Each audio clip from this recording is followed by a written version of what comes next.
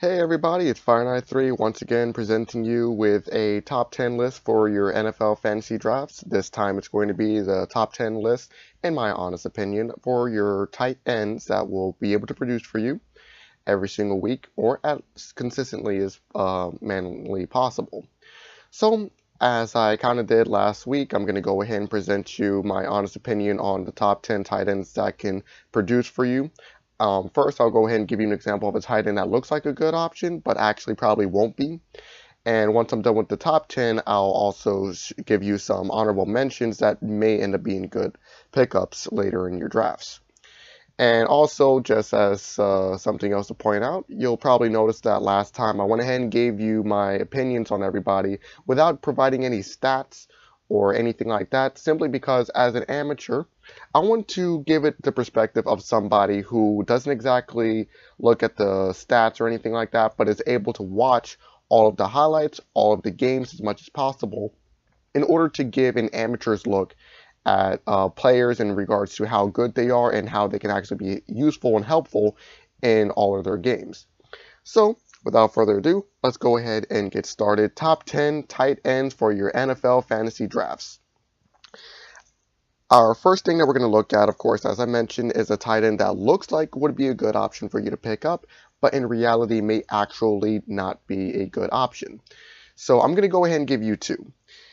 I'm going to provide you with the examples of Delanie Walker, tight end for the Tennessee Titans, and Greg Olsen, tight end for the Carolina Panthers.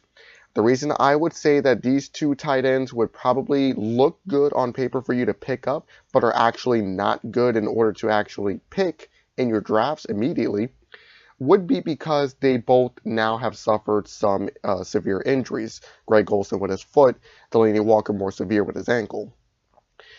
You can't trust that they're actually going to be 100% reliable for every single week. And even though they've been great producers in the past, what's to say that they're going to be good producers now with the other weapons that are on the field in their teams? For example, with Greg Olsen, like I mentioned last week, running back Christian McCaffrey has basically spelled out the entire offense for the Panthers. Cam Newton, we can't 100% trust with his shoulder at the current moment until we're proven otherwise. And on top of that, he has other reliable weapons at the current moment in Curtis Samuel, Damiere Byrd, and more than anybody, DJ Moore. Then you go ahead and take a look over at the Tennessee Titans. It's kind of the same situation. Derrick Henry can be quote-unquote reliable, and they're still going to try to utilize Dion Lewis in the running backfield. But on top of that, they actually have a much better-looking wide receiver core now. When it comes to Corey Davis, Tajay Sharp, and a few others that Marcus Mariota can rely on a little bit more than Walker, even though Walker can potentially still be a good red zone threat, but I wouldn't suggest picking him up first. If you want to pick up a tight end, you're going to want to pick them up first or second in your drafts, simply because the best tight ends in the league are going to be going quick. There are very few that are reliable catch passers every single week, and this is my top 10 on who I believe are actually going to be the tight ends that you want to be picking up early. First and foremost, Zach Ertz, tight end of the Philadelphia Eagles. There's really no argument against him. There is really no need to point out, why is he going to be probably the best tight end that you can actually pick up.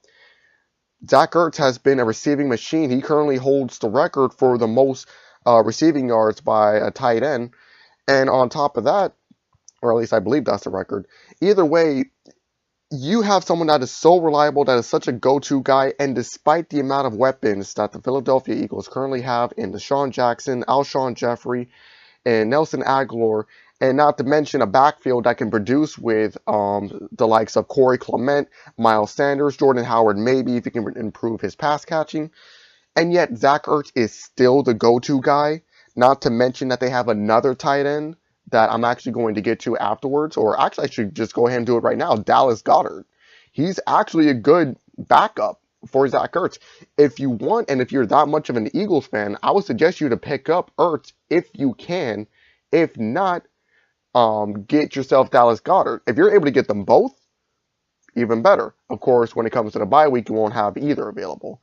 But regardless, Zach Ertz would probably be your best bet in regards to a tight end in order to pick up early. Your next best bet would definitely have to be Travis Kelce of the Kansas City Chiefs. Patrick Mahomes, we have the question mark of whether he's going to have Tyreek Hill available, but no matter what, he still has everybody else on that team that have been very reliable catchers in regards to Sammy Watkins, Damian Williams, and of course, in the focus of today's video, tight end Travis Kelce. This man broke the most receiving yards for a tight end in one season last year before it got broken by rookie George Kittle 1 hour later. So Kelce is reliable, and he's been reliable for every quarterback that's been in Kansas City, and now under Andy Reid's system, he's been more used, and he's been very reliable. There have been times where he has dropped a few passes questionably as to like, what the heck, but if you want somebody that's absolutely going to give you the consistent production that you want out of a tight end, Travis Kelce is someone you need to be looking for first. Next up, Jared Cook for the New Orleans Saints. Cook was very reliable in the Oakland Raiders system despite a very lackluster receiving scheme under John Gruden. When your leading receiver in a team is your tight end, and Cook was producing on a consistent basis to the point where if you had him in your fantasy leagues last year, you were very happy that you actually picked him up.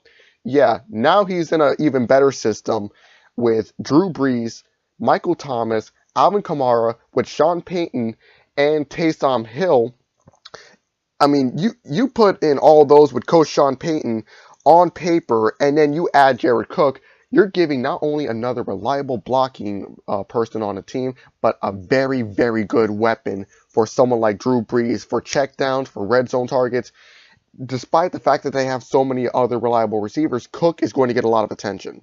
You're going to want him because he is going to be a consistent producer, whether it's maybe a touchdown or maybe 100 yards in a game, or he can be a multi-threat for you in regards to getting a lot of multiple touchdowns and a lot of yards. It always depends on a game, but he's someone that's going to be used regularly. Cook is someone that you definitely want to take a look at. Next on my list, David Njoku of the Cleveland Browns. Yes, the Browns have too many receivers that they can rely on, not to mention their good running game right now. But Baker Mayfield can throw to Jarvis Landry, to Odell Beckham Jr., to Rashard Higgins, to Nick Chubb if need be, or Duke Johnson, or later in the year, Kareem Hunt. But when it comes to a tight end, Njoku is really good.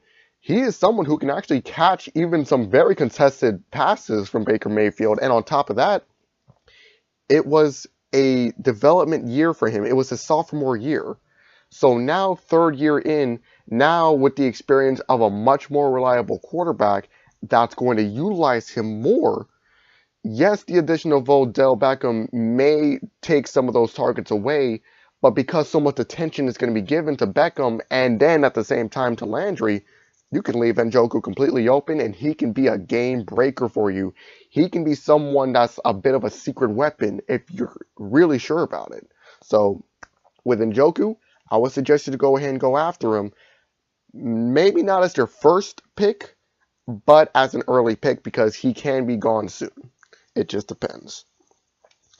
Next up, this is somebody that without question you're going to want to be looking forward to. Tight end Eric Ebron of the Indianapolis Colts.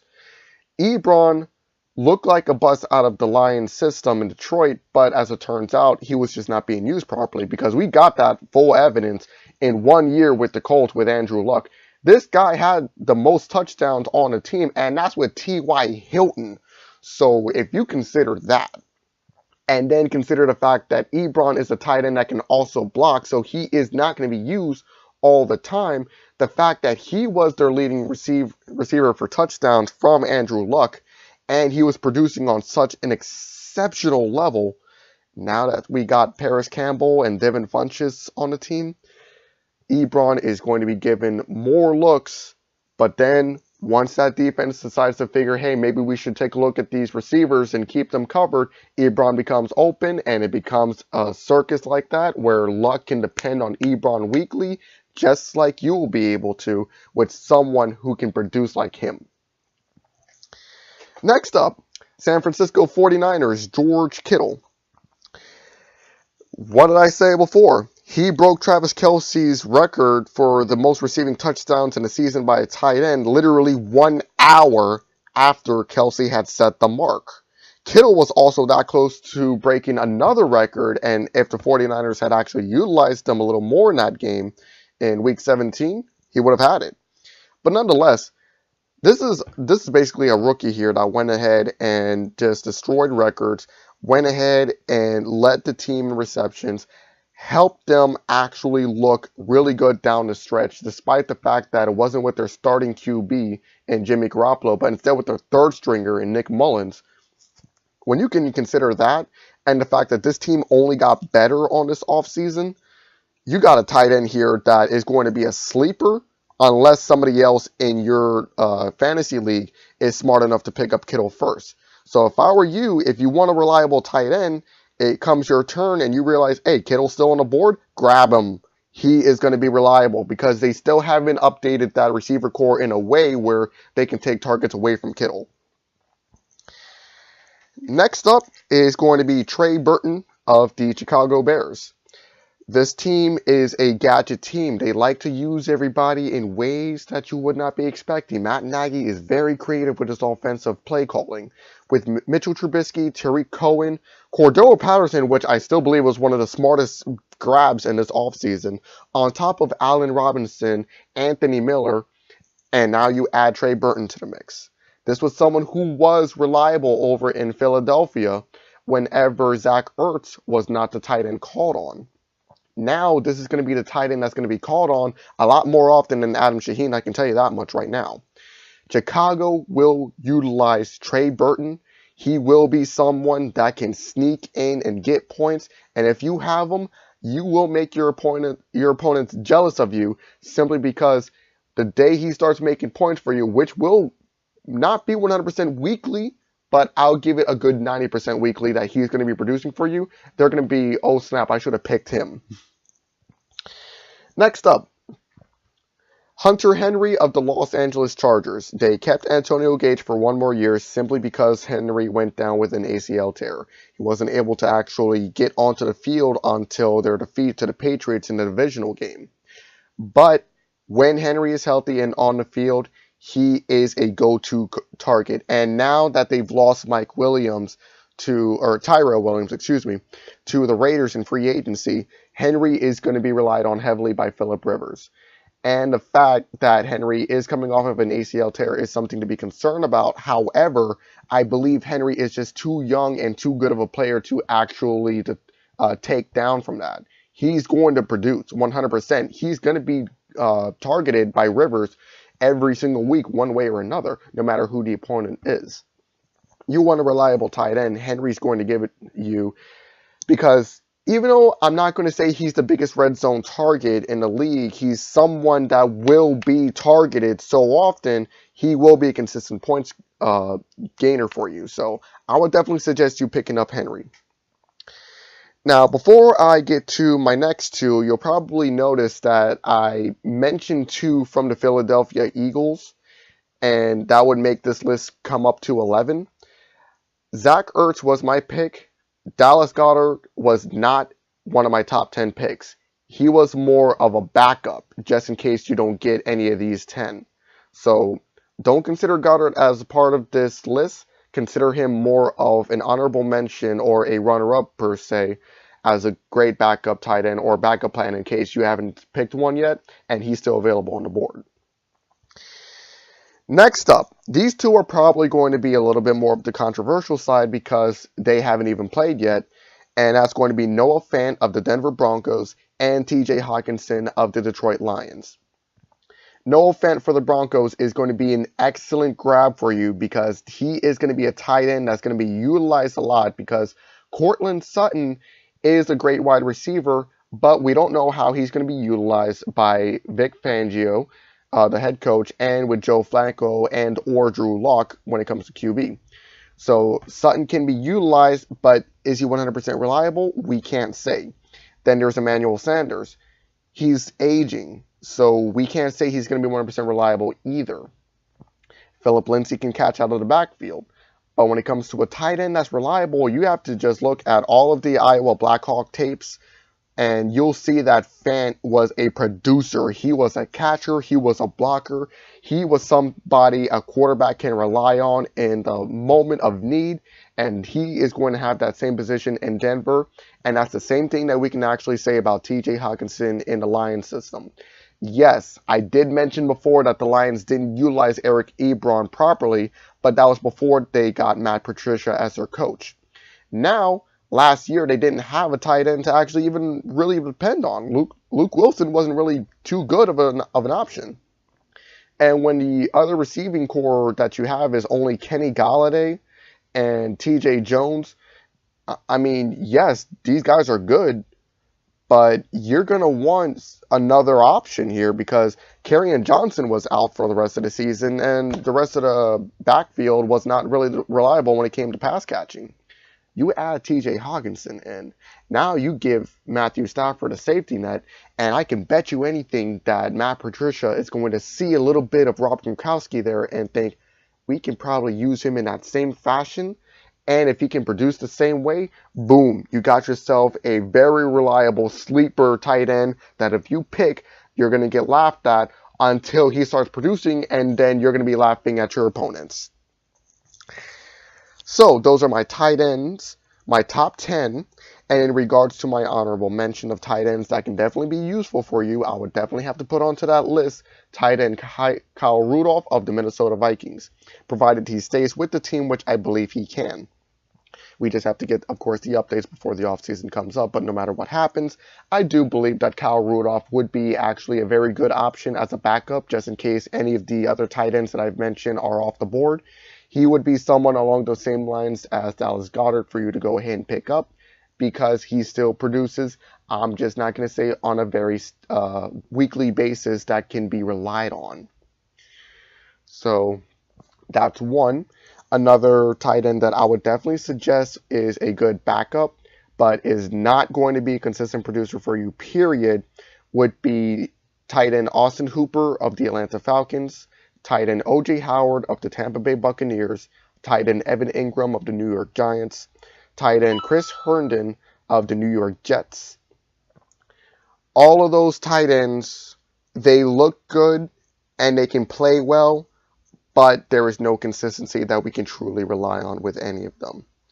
Those would be the tight ends that I would suggest you at least take a look at, though. However, just in case, if you need a backup, if you need a second tight end on your team and the other good ones are already gone, at least take a look at those ones. But in the meantime, that's all that I got to say for today in regards to tight ends. Let me know what you think in the comments. If you have any suggestions or disagree with anything I have, go ahead and let me know. I'll go ahead and give you guys my next selections as soon as I possibly can. In the meantime, this is Fire93 signing out.